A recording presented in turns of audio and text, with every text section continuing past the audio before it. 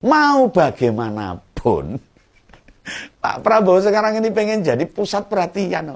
Sayangnya di lingkaran terdalamnya tidak ada orang yang mampu mengorkestrasi isunya Pak Prabowo, termasuk Pak Prabowo sendiri. Sehingga situasi politik banyak didominasi oleh Pak Jokowi. Karena Pak Prabowo banyak diam, tidak banyak bermanuver. Mbah iki karepe apa ini? Muga-muga sehat aja lah Pak Prabowo. Lah kondisi ini makin membuat kesal ini. Manuvernya Pak Jokowi, Pak Prabowo mesti anyel ini. Ketua Umum Gerindra ini. Yang sebenarnya tidak sabar menunggu Oktober. Lah, mau diakui atau tidak?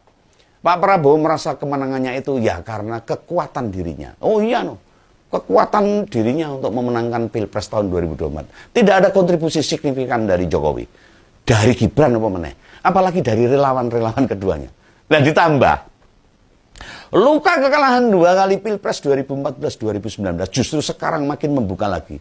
Nah semestinya keinginan Jokowi soal Gibran jadi ketua umum Golkar bisa dimainkan oleh Pak Prabowo. Harusnya ini, sayangnya orang-orang terdekatnya di sekelilingnya Pak Prabowo tidak paham. Tidak paham bagaimana memainkan isu-isu itu. Bahkan Budiman Sujatmiko aja yang katanya ahli strategi, katanya itu tidak bersuara sama sekali setelah Pilpres. Yang paling ideal sebenarnya ya ada komunikasi intens lah. Pak Prabowo sama Pak Airlangga misalnya seperti itu. Namun capres terpilih ini gampang, bingung gitu. Malah cenderung sadar cara berpolitiknya kalah jauh dan takut ditelikung, hati-hati mungkin.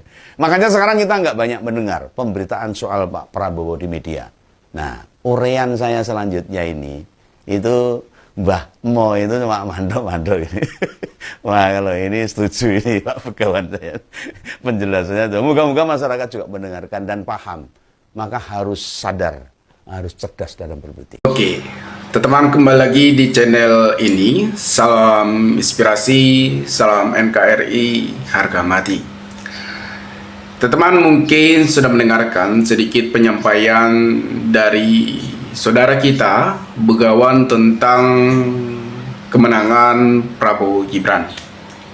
Kemenangan Prabowo Gibran tentunya salah satu kebanggaan bagi pendukung Prabowo Gibran.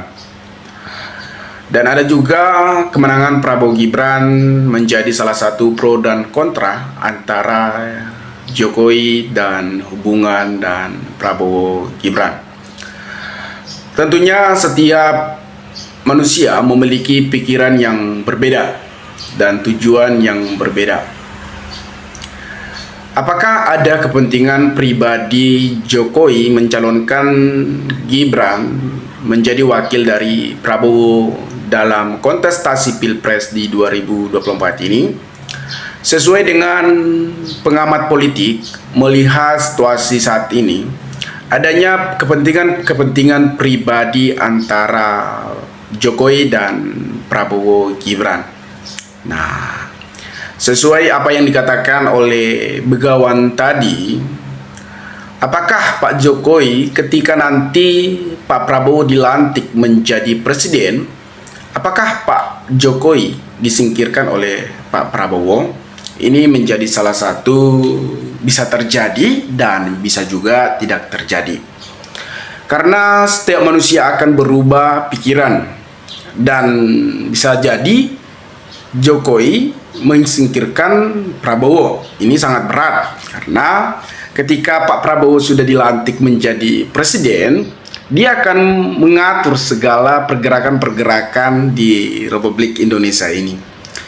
Ya, harapan saya ketika nanti Pak Prabowo dilantik menjadi presiden dan Gibran menjadi wakil dari Prabowo Subianto yang menjadi pemimpin nomor 1 di Republik Indonesia ini, yang kita harapkan adalah sebagaimana pemimpin yang mampu mengayomi masyarakat dan menjalankan program-program yang telah disampaikan di media sosial ataupun di masyarakat. Yang kita harapkan adalah pemimpin yang turun ke jalan dan turut ke berbagai daerah dan mendengarkan keluh kesah dari berbagai masyarakat. Ketika pemimpin tidak mampu untuk mendengarkan keluhan masyarakat, ini sangat sulit bagaimana negara kita maju ke depannya. Tingkat kemiskinan di Republik Indonesia ini sangat bisa dikatakan masih banyak. Saya tidak mau memastikan rakyat kita miskin.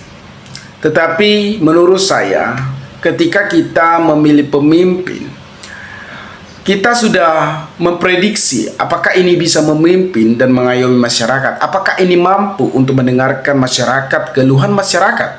Nah, ketika kita memilih pemimpin yang hanya berdasarkan kasihan atau berdasarkan tren-tren sekarang, tentunya kita salah satu orang yang hanya mengikut tren-tren sekarang, tapi tidak melihat planning ke depannya bagaimana apa yang terjadi ketika dia memimpin NKRI ini. Teman-teman, apa yang dikatakan oleh saudara Begawan tersebut ini salah satu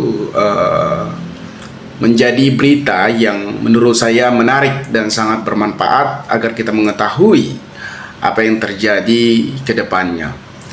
Program-program yang telah disampaikan Prabowo Gibran cukup menjadi tuntunan masyarakat untuk kedepannya. Tentunya masyarakat memilih paslon nomor urut 2 karena adanya program yang menurut masyarakat menarik terhadap program Prabowo Gibran tersebut.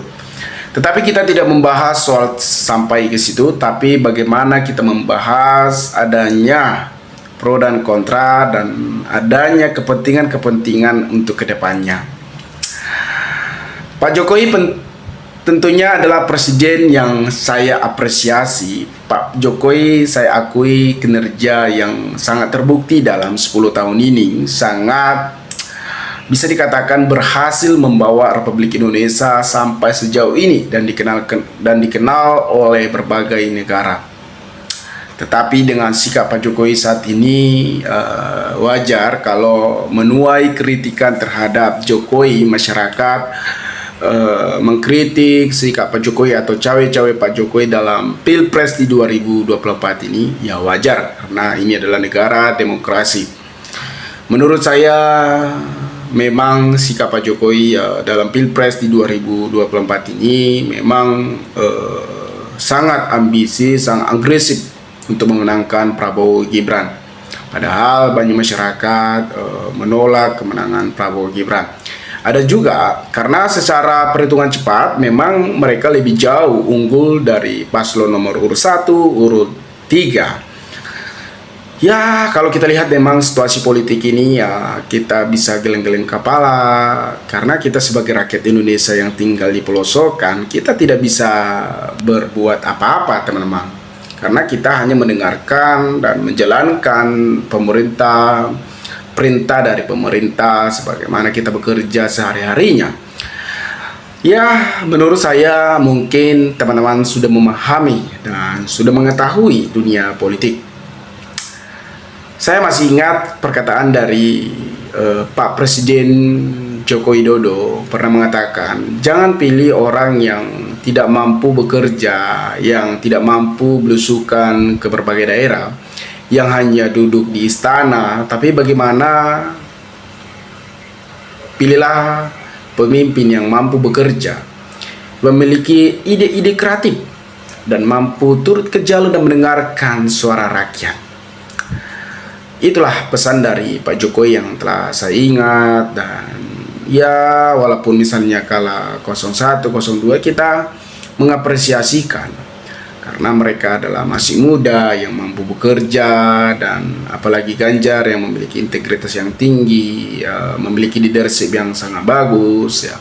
Itu tergantung dari kita semua, pilihan hati nurani kita.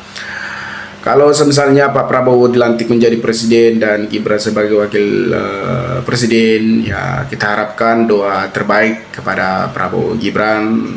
Walaupun situasi saat ini masih adanya penolakan-penolakan atau adanya kecurangan-kecurangan, kita tunggu saja waktunya ke depannya, teman-teman. Teman-teman dimanapun Anda berada, maka berikanlah tanggapan teman-teman di kolom komentar agar kita bisa saling tukar pikiran satu antara lain. Salam inspirasi. Salam NKRI, MD 2045 melaporkan.